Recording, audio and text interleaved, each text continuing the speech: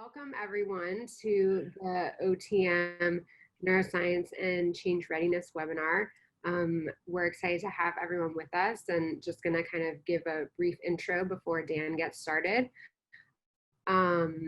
If you haven't heard of On the Mark before or you're new to us, welcome. We have a great family here of consultants and practitioners, and we're very passionate about the work we've been doing for over 30 years, and so excited to have you join and be part of the conversation. Our presenter this morning is Dan Schmitz. He's one of the consultants at On the Mark, and he's put together some really interesting research on how neuroscience is being applied to change management, and he's also going to touch base and talk on OTM's Accelerated Change Readiness solution. So we're very excited for you to be joining. Dan will start by going through some slides in the presentation. There will be a few points where we ask for audience participation. So of course, we'd love for you to join in and chat and provide your input at those points. If you have any questions along the way, you can either chat them or submit them through the Q&A, and I will be monitoring those, but we'll be holding most of the questions until the end, so don't be concerned that they're not getting seen. We'll definitely address them. And yeah, obviously if anything comes up or you have any thoughts, feel free to chat them and we'll get to them. But very excited to have everyone here, and without further ado, I will turn things over to Dan to get started on the presentation. Thanks, Reagan. Good morning, good afternoon, good evening, wherever people are dialing in from. In my previous job, I didn't need to be nearly so aware of different time zones. But at On the Mark, we are working with people across the globe. So that has changed in my recent profession. As I said, welcome to Emotion Eats Change Management for Breakfast. If you are intending to be in a webinar whose topic is applying the science of social sensitivity to change strategy, you're in the right place. If this isn't your intended destination, then it's a good time to embark this plane. That's where that's what the flight attendants used to tell me back in the days of pre-COVID. I may go on and off video. In my new normal, I have 2 kids at home, and they're both attending school through video conference technology. So there's extra demands on my bandwidth. So thinking serves at the pleasure of emotion. This statement means that emotion has significant influence over our ability to manage and direct our mind as we wish. And science tells us our brain is hardwired for sensitivity to 5 social conditions. And these conditions are very capable of arousing our emotional system. And the basic response to this arousal is either a movement away from danger or toward a reward. And when we're in the domain of fight, flight, or freeze. And when we're in this domain, energy is quite literally directed away from thinking to acting. And as far as the brain is concerned, the matter at hand is physical survival. When we're moving towards something the brain perceives as a reward, the brain is at ease, it's creative, and it's receptive. And this is all merely interesting science to some, unless we put it to use. An awareness of these 5 social conditions and our brain's response to them is important when considering strategies for change. And this is the focus of our topic for today.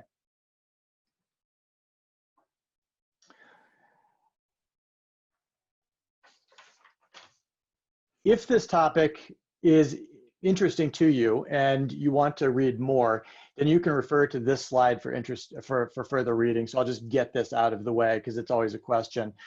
The first source is a blog article that I wrote, and you can follow that link out to the OTM or On the Mark website. And if you just find your way to the On the Mark website and put neuroscience into the search engine, you would certainly find the article. The second is a book titled Your Brain at Work by David Rock. And I want to make clear that there is some substantive content in this presentation that is owned by David Rock and not by OTM. But the reason I'm using it is to make the case for why we need to be aware of the change strategy that we are going to pursue. So I work for On the Mark, and I may be hosting this, but it's in the context of this organization. And I find that On the Mark is an extraordinary organization in the very literal sense of the word, extraordinary. We apply organization design and change practices that are deeply grounded, but as far as I can see, fairly uncommon in the consulting industry. We are experts in change and organization design. Our work methods, however, allow us to cross sectors and functions and geographies as we have done. Some of you will recognize the phrase process consulting. This describes the orientation of our practice.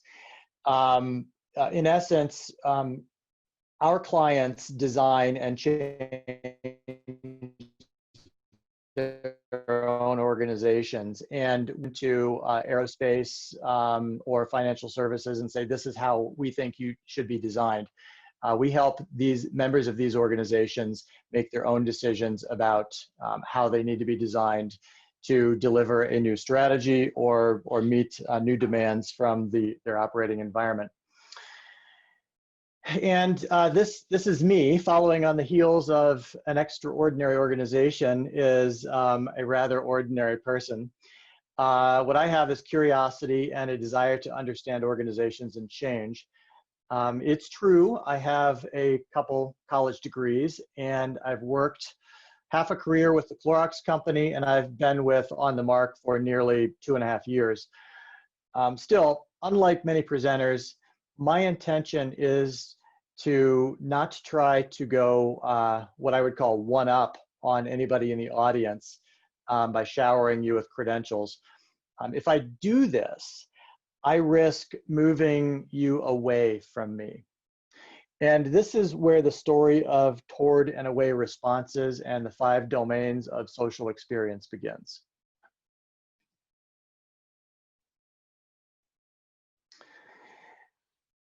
Reagan, I see a couple of messages coming in on chat. I'm just going to let you manage those, okay?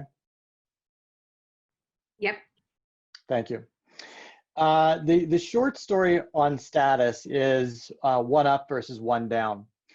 And according to your brain, according to my brain, all of our brains, a person's sense of status of maybe being one up or at least avoiding being one down is something we all highly value. And it explains why people will seek to win trivial arguments, tell other people how much they know, and in some of the worst cases, actively put other people down. Being one up is comfortable. Being one down is painful. In fact, the neuroscience tells us that the experience of emotional pain actually runs on the very same circuits that conduct, that transmit physical pain. So when we're talking about emotional pain, it's a very real experience. Winston Churchill offers a nice experience here, or a nice illustration. He wants the learning, but to be taught is to be one down. And to feel one down is threatening. And when we sense a threat, we metaphorically run away from the situation. So right away, we start to see the implication to change strategy. If I can elevate your status in a change initiative, you don't run away from the change, you actually start moving toward it and you start pulling it, into existence. I'll bet I'm the first person to introduce themselves in a professional setting as an ordinary guy. And the reason is that it's more important for me to keep you connected to me than to boost my own sense of self. So this introduction of Dan Schmitz, ordinary guy, is a deliberate offer to put myself one down.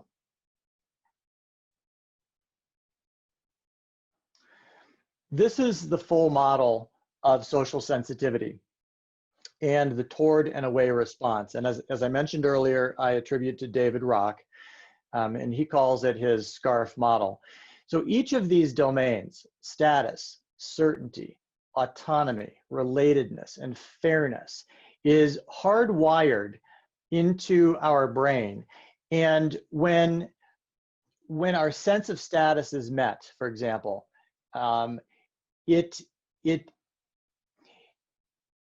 is satisfying.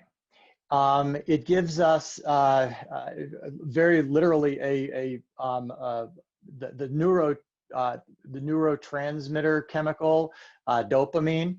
Like when my sense of status is met, there's some chemistry in my body that actually makes me feel good, and that's a reward. So I move in the direction of whatever it is that is giving me a sense of status.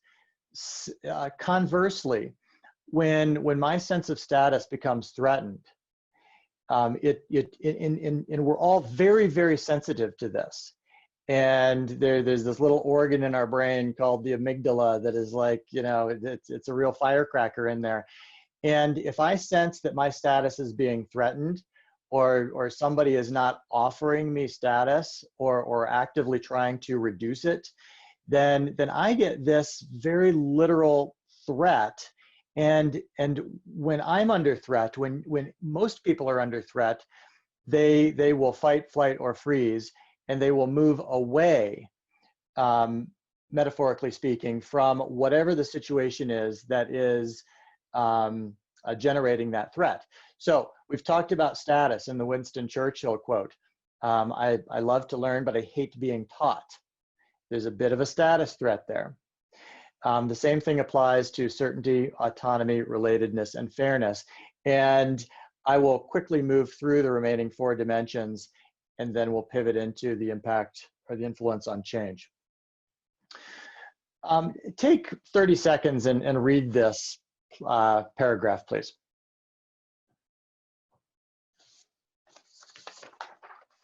You'll probably need less than 30 seconds.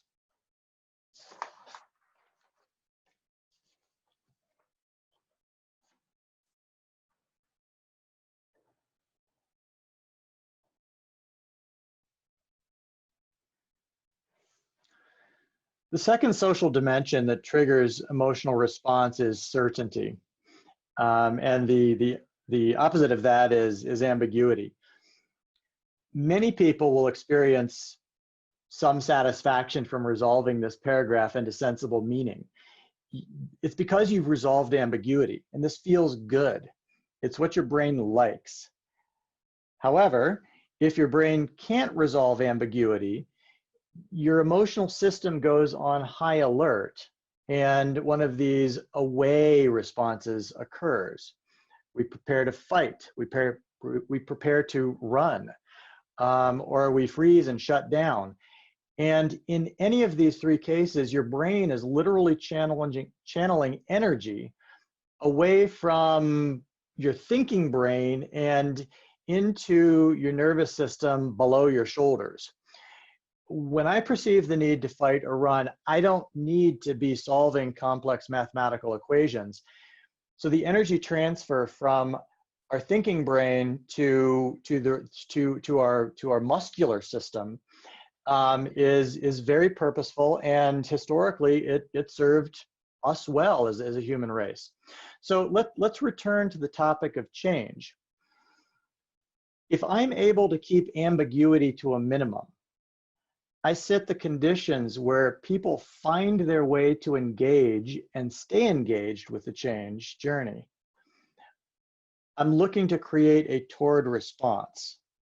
So if I can elevate your status, if I can resolve ambiguity and give you some sense of certainty in the context of a change initiative, I am working in harmony with your brain's natural preferences.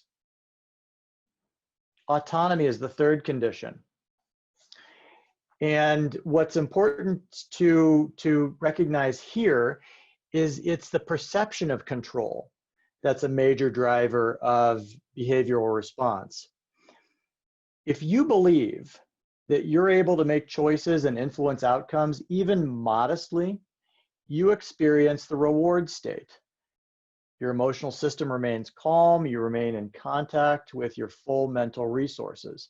There are a couple of examples that are interesting and telling here. There's a study of British civil servants that found that low level in the traditional hierarchy, non-smoking employees had more health problems compared to senior executives. And the conclusion of the study was that it's because these low-level employees who are otherwise healthy in terms of their behavioral habits experience more anxiety because they don't have control. And that anxiety translates into health problems. Similarly, senior citizens living in a retirement center are expected to do better when they have even modest control over their day's activities than those who don't. The reason is the same, this sense of control. So the perception of control, even modest amounts, keeps us engaged in a favorable toward orientation. The sense of control helps us all bring our best selves to whatever it is we are attempting to address. The fourth dimension of 5 is relatedness. And this one is fairly easy to understand. Some of us need more relatedness while others need less, but we all like a sense of social connection. And when we have it, we do better. If your change strategy promotes togetherness and avoids subgrouping that is often multiplied by the implication of other threats in the SCARF model, we'll do better. Everyone will do better. And the last of 5 is fairness.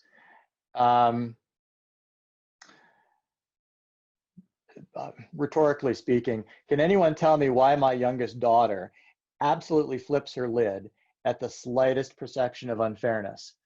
I certainly didn't teach her that, neither did my wife. But when there's a sense of fairness, lack of fairness, things do not go well in our household. The bottom line here is that fairness generally exists in the process. And this is an HBR cover from 2006. Fairness doesn't always mean that employees or people will always get exactly what they want.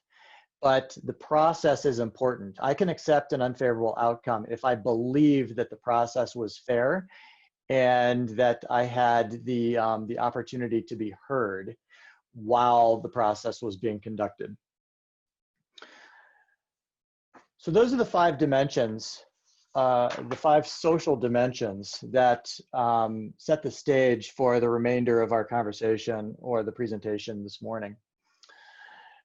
So I want to ask a question of the group, and we'll take just a few comments as you might have them.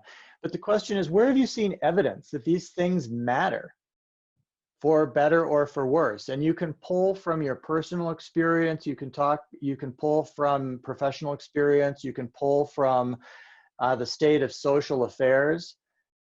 But the question is, where do you see the difference, or the impact of status versus powerlessness, certainty versus ambiguity?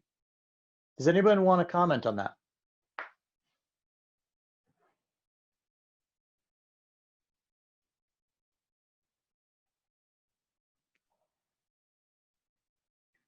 Dan, this is Dennis.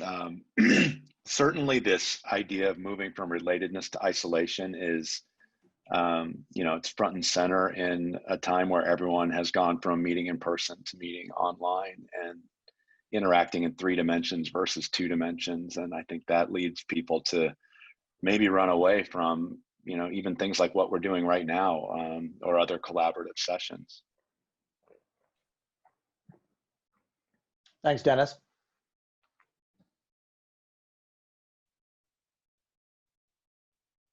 So Reagan, I can't easily see if others have comments that they'd like to share or not. Well, I would love to hear from some other people. No one has commented, but everyone is able to speak. Let's see, Juicy just said, the current political leadership is challenging to me because of the heightened level of ambiguity, powerlessness, isolation due to race and other elements, and inequity. It's a recipe for disaster. So that's a great example of evidence towards the science that you're presenting. Yeah, and this is Mark, building on Jusali's comment, which is spot on. It's also the Virginia Satir's, you mentioned one up, one down, which comes from Virginia Satir, and that whole power maneuver. And I think to that point, I see it politically with anyone who's different, right? And it's hugely disheartening and disconcerting for me, but it's that one up, one down playing itself out as one group of people is better than another, and it tears at the fabric, I think, of our social connectivity. Thanks, Mark. So I think listening to the 3 comments, and I'm expecting that the people that are simply choosing to think about this silently can recognize that there are some examples that are close to them that that this model starts to help explain. And I'm not saying that this model can explain away the world and what works and what doesn't in it for individuals, but the science, the science of the brain science says that these are 5 dimensions that have the ability to give us a real emotional charge, and that charge is a bit asymmetrical. We walk toward change, so we're kind of interested in change. Ooh, that feels good. Let me go in that direction. But when that emotional charge is in the orientation of a threat, we don't walk toward change. Or walk toward a reward. We run away from a threat. And when we experience that threat, it takes us a while emotionally to settle down and re-engage. That's why when that threat response does get triggered, somebody may be offline for a bit until they can pull themselves together and center themselves and come back to the topic at hand and whatever it was, whatever situation it was that triggered that threat response. So I'm gonna choose to move forward here.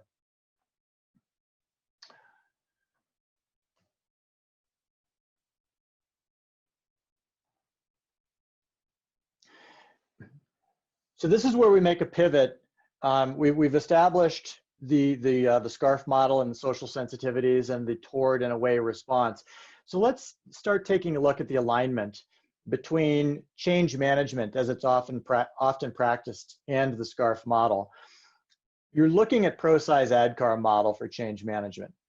It's very well known and widely applied, and they've done a wonderful job socializing it into professional use. And so for this reason, I'm using it as a proxy for traditional change management.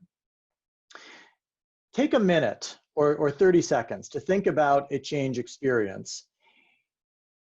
It could be one you've led, or it could be one that you're leading.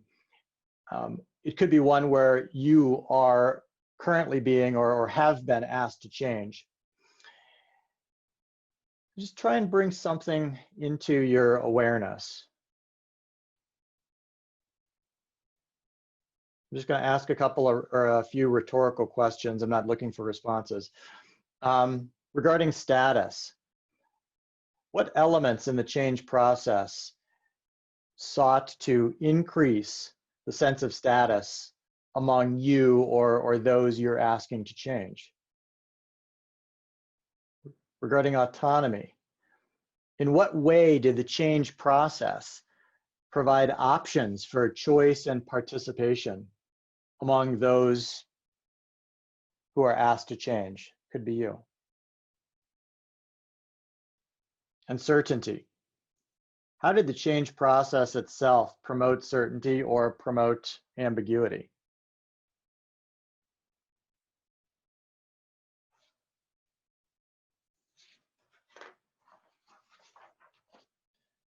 So this slide is from McKinsey. It outlines patterns of failure among large change projects. And my claim is that the familiar paradigm for change drives these unwanted results. And using the horizontal axis as a bit of evidence, and this is where we're talking about the number of people involved. A fundamental belief seems to be that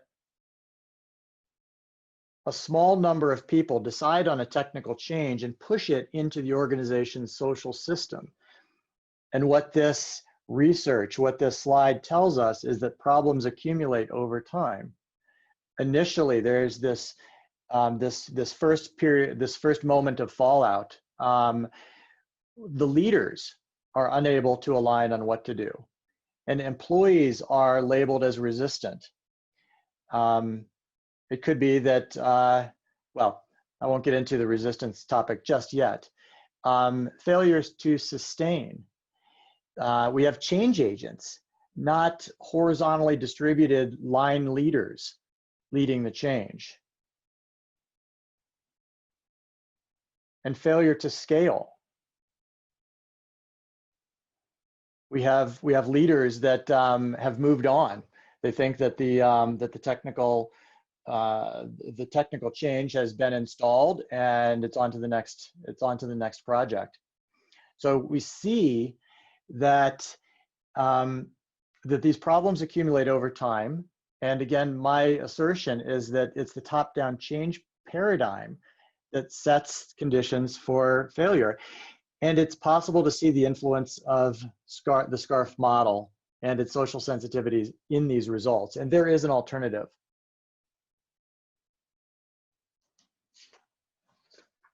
On presentation mode, this doesn't build the way I expected it to build. This is a comparative chart of two change strategies. The vertical axis is organizational effort, and the horizontal axis is time. So that red line, let's stick with that for the moment because it's the one that we just saw on the previous slide. We call, this is the arc of traditional change management, and we call this the push strategy. It begins with low organizational effort. Leaders tend to like this because typically only a small number of people are taken away from their day-to-day responsibilities, and they're designing the change while all others are left to their primary job responsibilities. And this has some logic. But as we saw in the previous slide, problems mount over time as the change is managed into the organization. And the away response associated with elements of the SCARF model helps explain, at least partially, what is commonly labeled as resistance. And overcoming this response requires a significant increase in organizational effort. So we see that red dot in the middle. That's where the organization is starting to push the change into the organization. This is where problems start to show themselves. People are resisting a change, in some cases, understandably so, because of the way they're receiving the change message and their own reactions to it. And the time the time scale, the time budget, it starts slipping. The green arc stands in contrast, and we call this the pull strategy. And this strategy requires more organizational effort up front because more people are involved and more organizational energy is pulled into the change process early on. Because this strategy is more in alignment with the science of social sensitivity and the idea, the fundamental belief that people support what they help create, members that are involved in the change process pull the change into place. And the net impact is faster implementation and less resistance. So we shorthand the difference in the push and pull strategies into the phrase, we being on the mark, into pay now or pay later.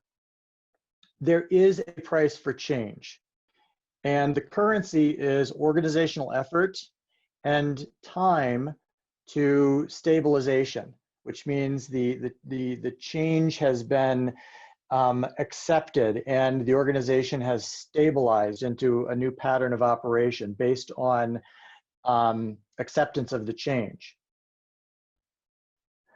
So organizations can't avoid paying. They can, however, influence the size of the payment and the time to implementation.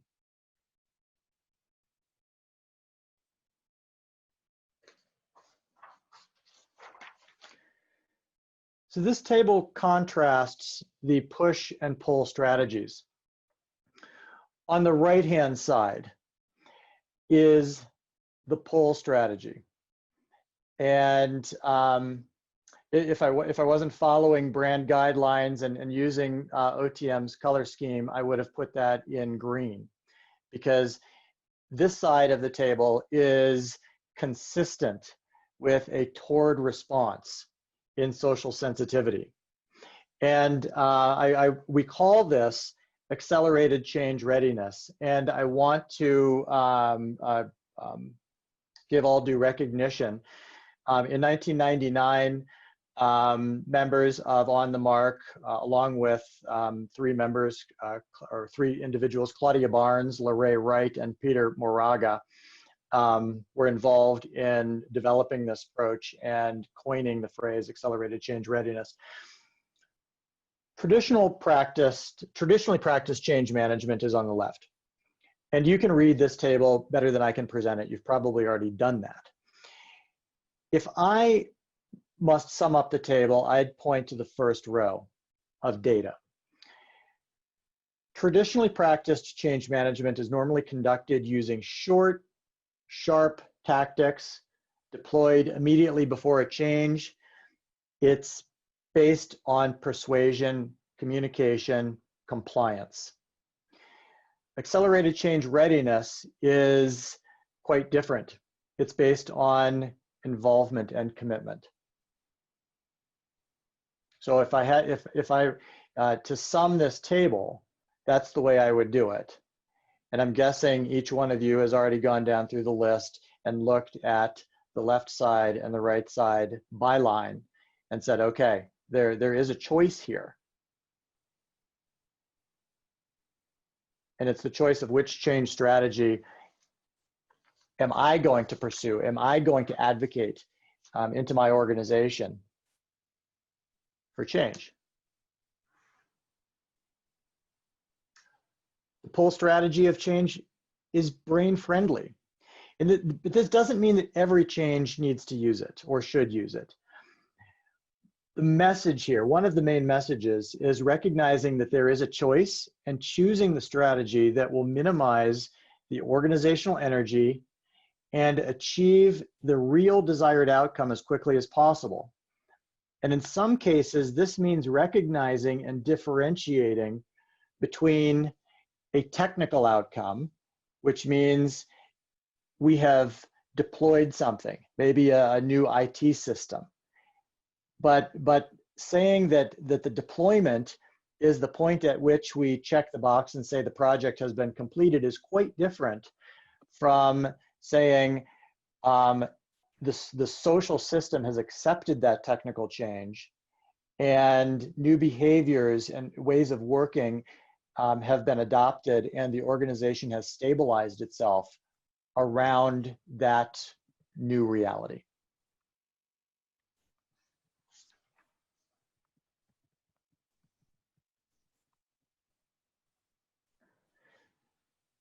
So the idea that ties all this content together is that change is situational.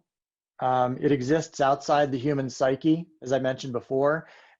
Change could be a new IT system. Change could be a new operating model. Commitment is subjective, and it's the choice you and I make to move away from the past and toward the new. So for those who like models, this is the depth of change from Ackerman. This is the depth of change model from Ackerman and Anderson. And it's well aligned to brain preferences. And you can use this to help bring people along the change journey in a strategy based on pull.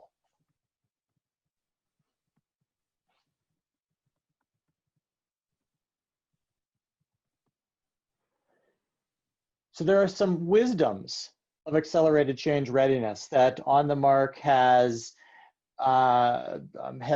developed over the years of using it. And the first is the push strategy is based on compliance. We're going to push this change into the organization, and the expectation, if you want a future with this organization, is compliance. Commitment, pulling a change, working with the people to define the change, to shape it and pull it into place. These are change strategies that are quite different from one another. So when you're thinking about how do I, what strategy do I take to bring change into an organization? I submit that push and pull are two change strategies. You have the choice of which one that you want to pursue. If you're working in an organization that is strongly based on compliance push, it does take some courage to challenge the status quo.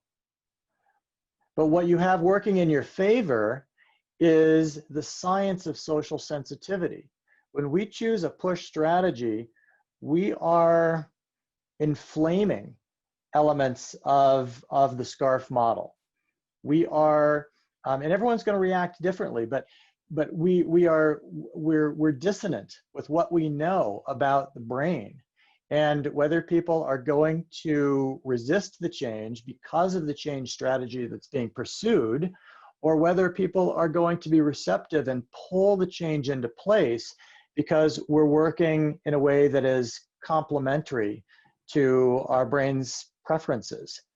And if we're working in a way that's complementary, it makes the organization receptive, and it actually creates the best organization for change.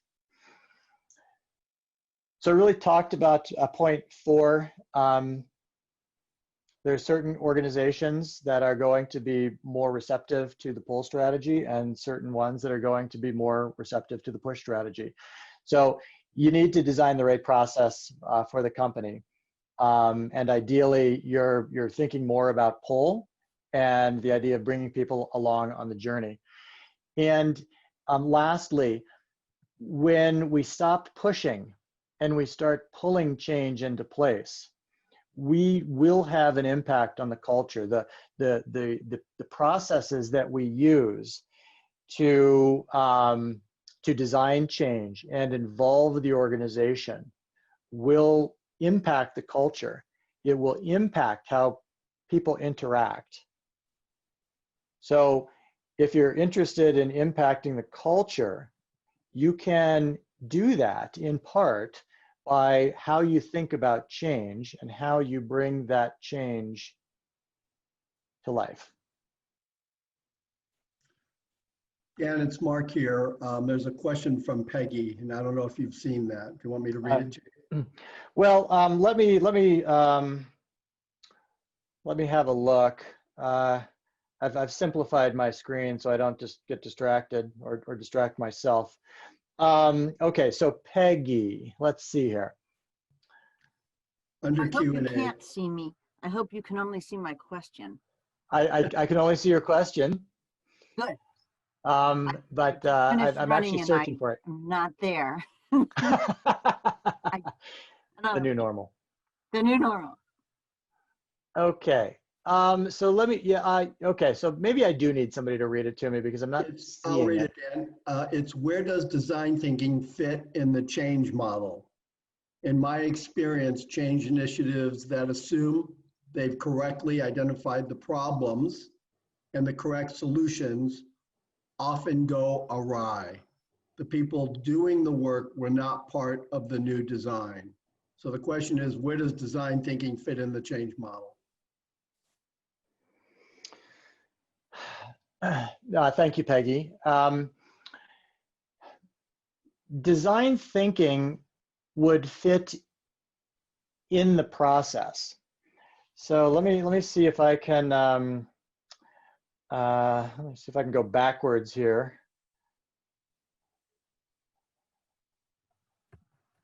To this slide.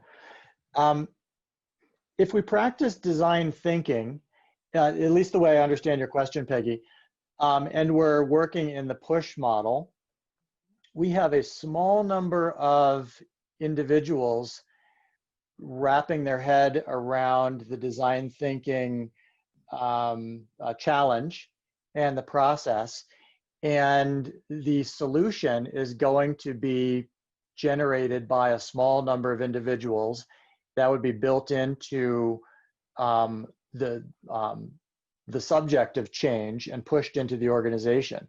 This is the outcome of our design thinking exercise. If we're working in the pull strategy, we're going to have more people, more experiences, a greater diversity of thinking and of experience with the organization and experience with the environment in which the organization operates involved in that design thinking exercise.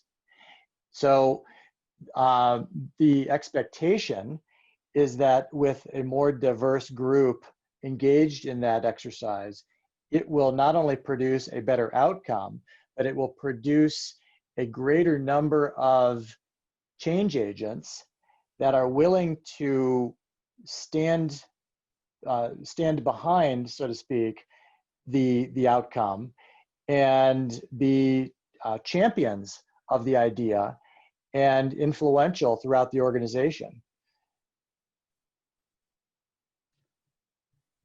Feel free to comment on whether that is addressing your question or not. Yeah, I think it does. I was kind of assuming that. I didn't want to assume that, so I would think it would fit into the pool. Well, I think it can fit either place. But if you have a small number, if you and me are engaged in a bit of design thinking, and we come up with our grand plan and roll it into the organization, we're pushing. If we're involving a greater number of people from the organization in that same design thinking exercise, then we can shift without changing the general idea of the design thinking process. We can put ourselves on the green line. So I was defining design thinking very much from really design thinking and the employee or the end users are part of the design, whether they be the personas of customers or the personas of the different employees, and that, but where in my experience, for example, I'll give you one word: IT. IT division, large health insurance organization, a few years back, repeatedly tried to upgrade a system, put in something that should work better. And each time, and yet there was another side, there's another issue at heart. When this upgrade went in, there would be job reductions. So even though people would have postings, et cetera. So there's at the get-go, the resistance. And what, a lot of consultants, a lot of people looking at the way the work flowed from their model. Yet the reality was there were all these flaws. So one didn't go, the data didn't get input at A and output for B to use to C. When B got the data, there was often a need to clean it up, do this or that. So the people on the front lines not being involved just never said why it wasn't working. And, it was just an assumption that the flow chart or the flow was indeed correct, but they didn't know about, a number of exceptions that people were managing manually. And until there was a real engagement with the people at every step of the way of how does this go on? And obviously you're also addressing the issue of, job, what would happen with the job loss, and that was addressed separately. It was discussed together, but we needed to get that out of the way. We still had the issues of how do we understand how this really happens and why?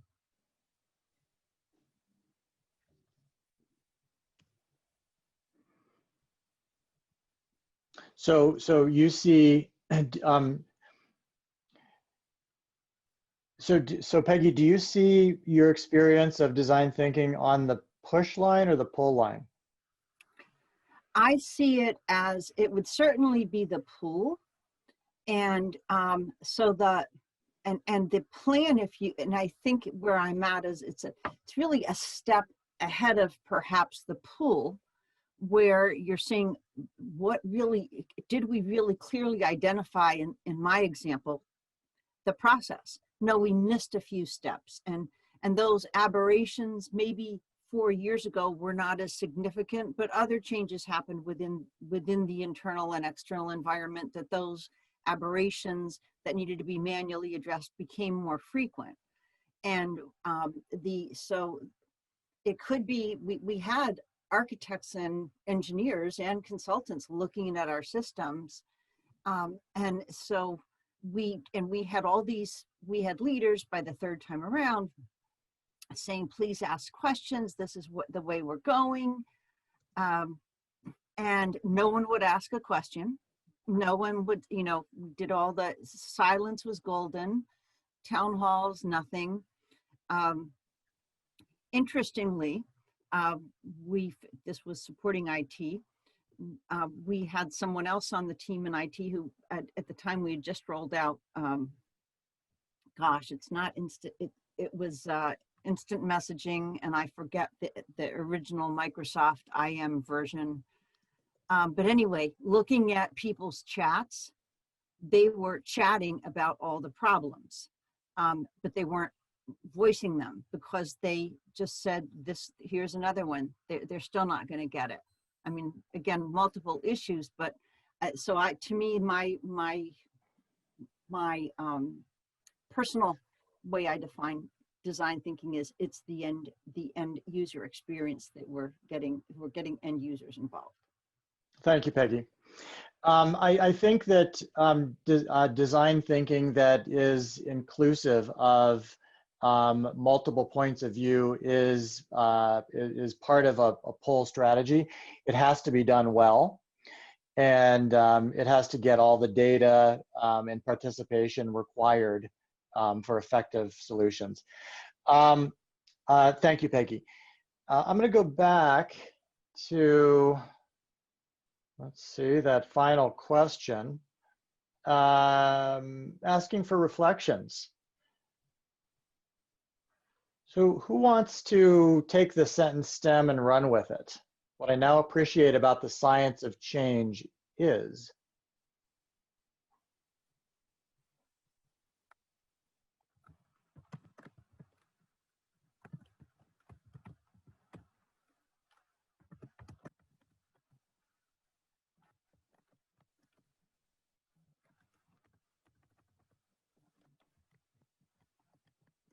Do we have any takers? Don't be shy. Hey Dan, it's Simon here. Can I just add a thought based on that, and kind of related to the last point, which I thought was a really good one, really great point, and that is it's not only understanding the what needs to be done, but how to do it. So there's often many paths to do what it is that you're looking to do. And what was described in the banking example was a classic to me of a kind of top-down push approach. Even though the if you like, the science of it would have been sound in terms of what, you know, you've got experts doing all the right things, looking at the right things, but because they're taking this top-down push approach, it causes people to kind of retreat. They miss important data points, and so the really kind of important thing is how you're going to go about approaching any change work, and needing to think about all the things that we've talked about, and the all-important law of unintended consequences, because every action you take is fateful, and you need to, I guess this is where the art meets the science, you need to be thinking through what are the potential downstream consequences of any intervention that we're going to make in the system and any action we're going to make. So I appreciate the science of it, but we also need to have that art with it, which is kind of being able to think through and anticipate what those downstream consequences of any actions are that we take. Thank you, Simon.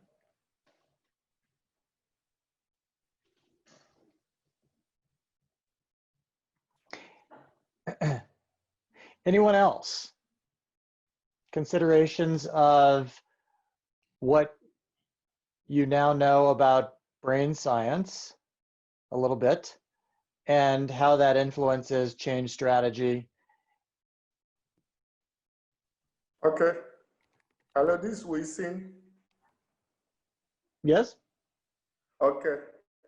So I think from what I've learned, quite interestingly, showing that there's a method, there's a method that can be taken beyond just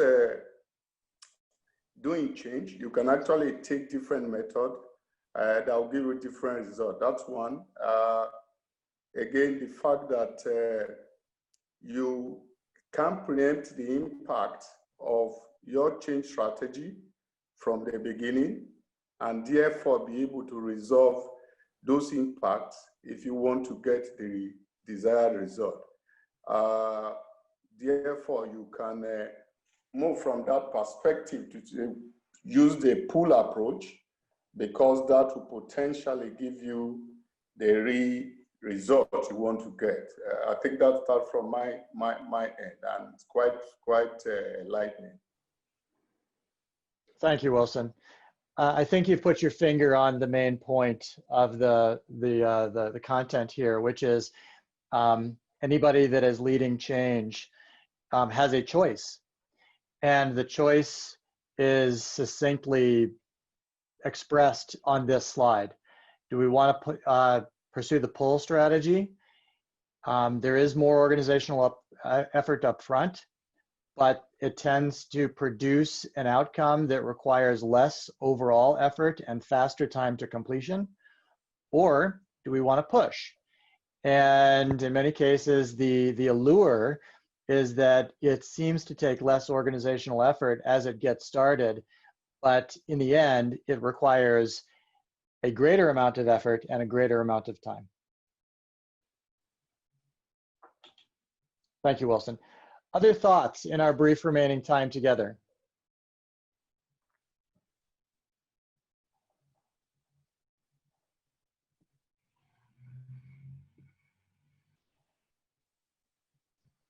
Well, then I'll close it out.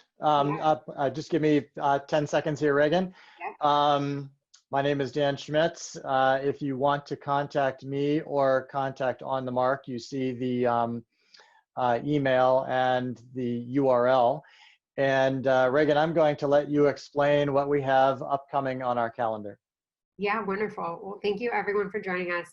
I, for one, learned a lot and really hope that everyone took a lot out of this. So a quick heads up that yes, we will be making this presentation available and sharing the deck. So we'll email that out to everyone. In addition, we have an upcoming webinar next week. It's our monthly Ask Me Anything about organization design session. So it's our monthly series. If you haven't joined before, we'd love to have you. It's a really fun conversation, very informal, bring, real life questions, ideas, any follow-up thoughts on this presentation. And then also in October, in addition to our October Ask Me Anything session, on the 14th, we have a very special dialogue with Mark Lascola on the intersection of diversity, equity, inclusion, and collaboration. So we'll be posting more about that and sending out information, but wanted to give everyone a heads up. And also, if you're not following us on LinkedIn, make sure to follow us there. We have great articles and content. And so really appreciate you taking time out of your busy schedule to join us. And we hope to stay connected and stay in touch with everyone.